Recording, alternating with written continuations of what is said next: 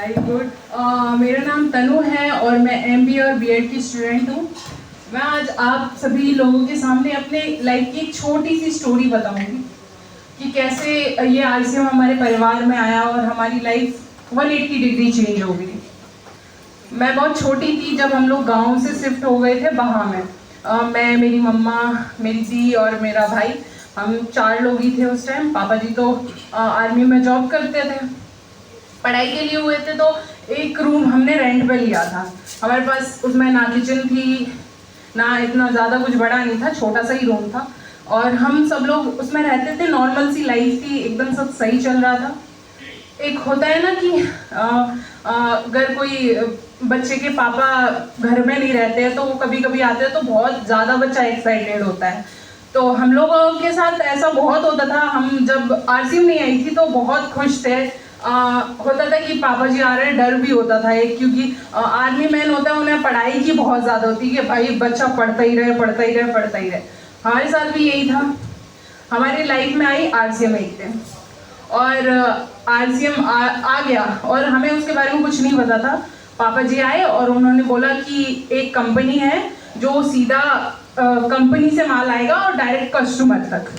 तो हमारे माइंड में एक ही थॉट था कि अगर कंपनी डायरेक्ट हमें माल देगी तो बहुत सस्ता मिलेगा, बहुत ज़्यादा ही, और हमारा उससे सब सही हो जाएगा। तो ऐसे ही लेकिन एक चीज़ और कही थी पापा जी ने बोला कि अब हम अमीर होने वाले हैं और हमारे पास बड़ी गाड़ी होगी, एक बड़ा घर होगा और नौकर चाकर, ऐसा बहुत बड़ा सपना। और मैं उस सपने में खो गई, क्योंकि एक जो मैच्योर बच्चा होता है वो तो नहीं सोच सकता, क्योंकि जो हमारी कंडीशन थी जो बिल्कुल एकदम डिफरेंट थी कि हमारे पास एक रूम था और एक बाइक थी जिसमें कैरियर लगा था, क्योंकि पापा जी पहले डेयरी चलाते थे तो उसमें काम था कि इधर इधर वो क्या बोलता, दूध की वो टंकियाँ होती थी।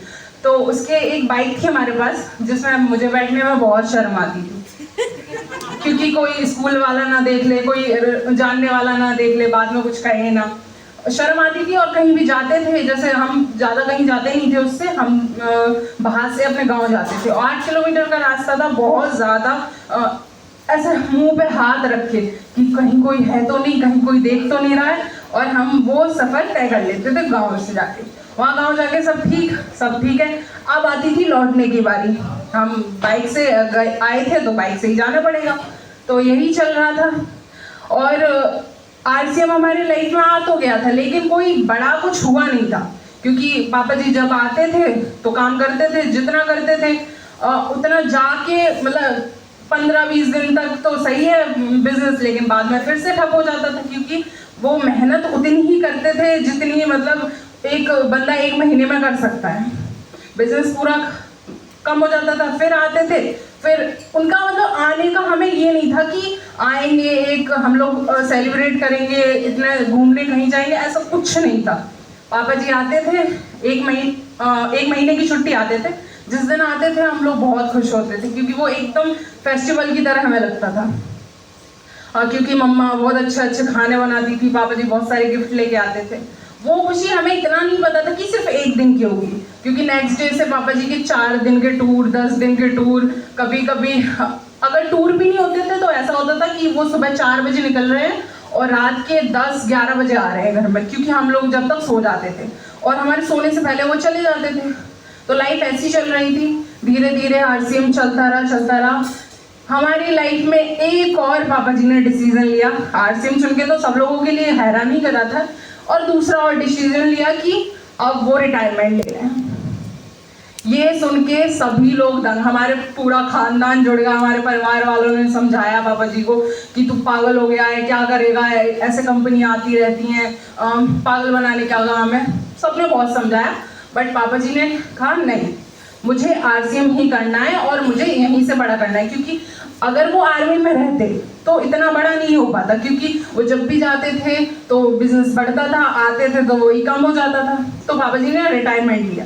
रिटायरमेंट भी ऐसे टाइम पे लिया कि उनको आउट ऑफ इंडिया जाने का मौका मिल रहा था आर्मी से। अगर वो आउट ऑफ इंडिया जाते तो उनको बहुत सारे पैसे मिलते और शायद हमारी थोड़ी सी हेल्प मिलती कि हम थोड़ा सा बड़ा कर पाए अपने जो भी हमारा फाइनेंशियल कंडीशन है उससे थोड़ा बड़ा हो जाए। लेकिन ऐसा कुछ हुआ नहीं, क्योंकि पापा जी ने रिटायरमेंट का वो ले लिया। बहुत लोगों ने समझाया बट पापा जी नहीं माने, और उन्होंने 1 महीने, जैसे ही वो रिटायर्ड हुए ना, उसके 1 महीने के अंदर ही अंदर रॉयल्टी अचीवर बन चुके थे। क्योंकि इतने सालों से कर रहे थे, कुछ नहीं हुआ, बट उन्होंने ये डिसीजन लिया और वो रॉयल्टी अचीवर बन गए। फिर बिजनेस ऐसे ही ग्रोथ होता रहा। आज हमारे पास उस बाइक की जगह एक कार है, और आज हमारे उस रूम की वजह एक हम आगरा की शानदार एक सोसाइटी में रह रहे हैं।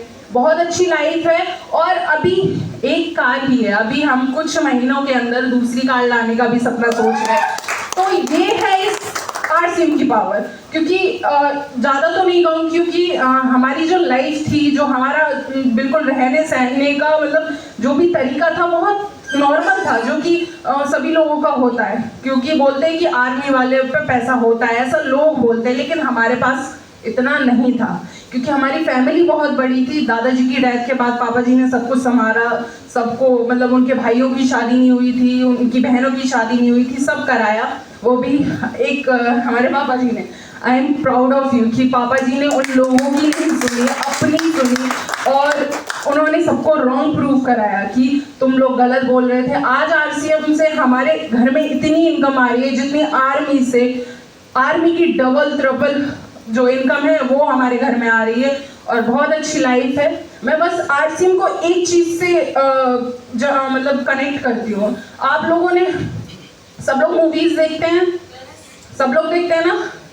हाँ, RCM भी बिल्कुल मूवीज की तरह है। जब मूवीज स्टार्टिंग में आई थी तो लोग मतलब जो डायरेक्टर वगैरह होते थे वो लोगों को ढूंढते थे कि भाई तुम हमारी मूवीज में आ जाओ, तुम हमारे टीवीज में आ जाओ। बट लोग कहते थे नहीं, ये बेइज्जती का काम है, हम ये नहीं करेंगे, हम एक्टिंग, हमारे खानदान में ऐसा कुछ नहीं हुआ। बहुत गलत इमेज थी, जो कि आज लोग उसको एक्टिंग कॉलेजेस में जा रहे हैं, स्कूल्स में जा रहे हैं, और कितनी मेहनत करते हैं कि भाई हमें कोई मूवी का रोल मिल जाए, कोई छोटा मोटा रोल मिल जाए।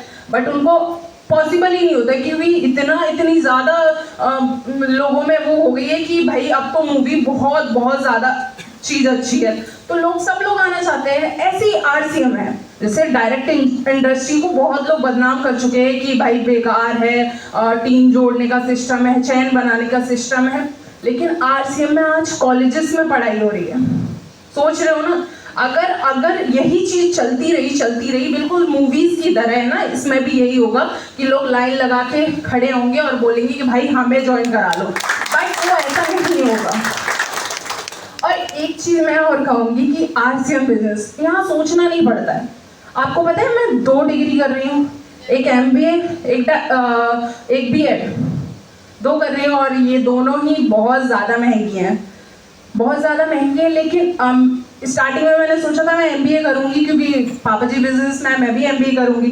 तो यहाँ आगरा में सोचा कि आगरा में तो कोई अच्छा कॉलेज है नहीं MBA का, तो मैंने कहा ठीक है MBA छोड़ती हूँ, कुछ और देख लेती हूँ। तो मैंने BEd का फॉर्म डाल दिया। अब BEd का फॉर्म डाल दिया, फिर उस टाइम ही जो MBA डायरेक्ट सेलिंग से वो हो गया, तो पापा जी ने कहा तुम MBA कर लो। मैंने कहा कि अब मैंने BEd का भी डाल दिया है, तो पापा जी ने कहा तो क्या है, दोनों कर लो। इस बिजनेस में इतनी पावर है कि आप 2 डिग्री भी ले सकते हो, चाहे कितना भी खर्चा हो। Thank you so much.